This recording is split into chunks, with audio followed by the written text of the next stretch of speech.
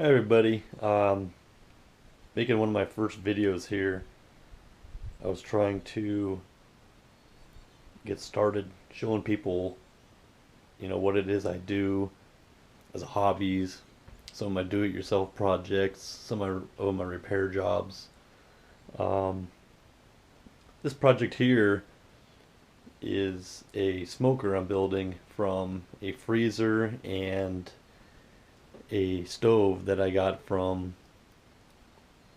the fridge from my brother-in-law, and then I just found a stove on Craigslist. But I've already been thinking about what I was going to do for a while, and I had an idea of converging the parts from these two different things into a nice smoker. Currently, this is what I have finished. I'll probably be uploading some pictures of some of the other steps I did before I got to this point, and what it was that I did, and what materials and whatnot. But as I go out here today, just to kind of give you an idea of what is going to be going into this, and I'll probably post more videos showing exactly what it is that I'm doing at that time. But currently, I have a few things I've done. These are some of the components I'll be using throughout the process. Some switches, some wiring that I'll be using from the stove, and there's a pretty good assortment of wiring, different gauges and whatnot, so I should be able to get what I need from what was already in the stove, by the way, which is sitting in my yard because I hucked that out there off my porch when I was done with it. I got a guy that will appreciate the sheet metal, lives around the corner. He does scrap work, so it'll be a nice little present for him when I get rid of it. Also, I already have the heating elements installed right here, just the one so far, the main heating element, and I will also be installing in this area, like underneath though, just between the burners, will be where I incorporate the smoking burner, which I'm thinking I'm going to use probably this main larger sized range top heating element, and I think I'm also going to incorporate the little particle catch pan that goes underneath on your range as a diffuser that's going to sit on top like this, and that will block any kind of grease that's coming down from getting onto the element itself and ruining it. And then also I was thinking on the above the range here, or above the range element, and also the oven element, the main heating element, I'd put some kind of diffuser on top, like sheet metal with holes drilled in it, but I would not put holes over the actual element itself. That way the grease can't drip down, but then it'll drip through the holes into the drip pan here, and but then also the smoke and the heat can come through the holes, and the smoke will be diffused by the different hole locations. That way you don't have just a big stream of smoke come straight up into your meat. The first piece is there, it gets kind of broken up amongst the whole smoking box here.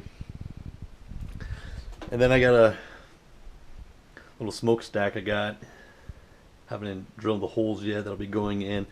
And then I'm still trying to find a piece of sheet metal of some kind, or some kind of metal from something, I don't know what yet, to screw around the inside of the door. It used to be the plastic door for the freezer shelves and whatnot, but I'm going to need to put some sheet metal on there, seal it real good with some gasket maker or some kind of high temperature silicone, keep it from leaking out. I already have some rolled sheet metal,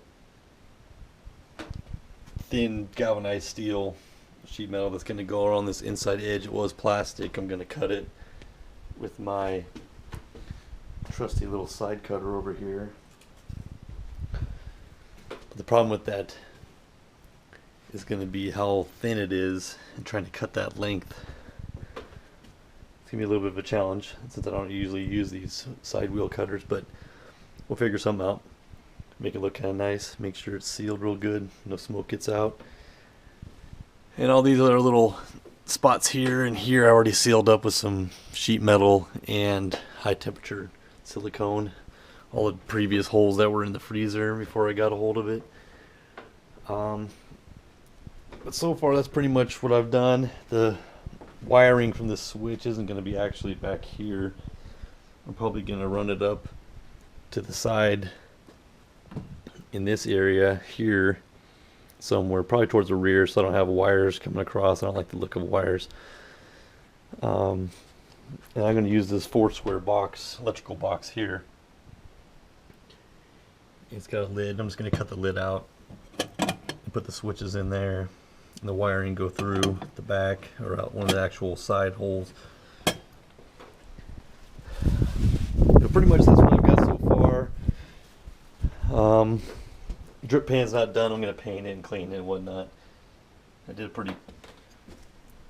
pretty iffy looking job on the cut. It wasn't very straight, but I can always cut off somewhere, make it straight, and seal it up. But I'll post more videos as I go.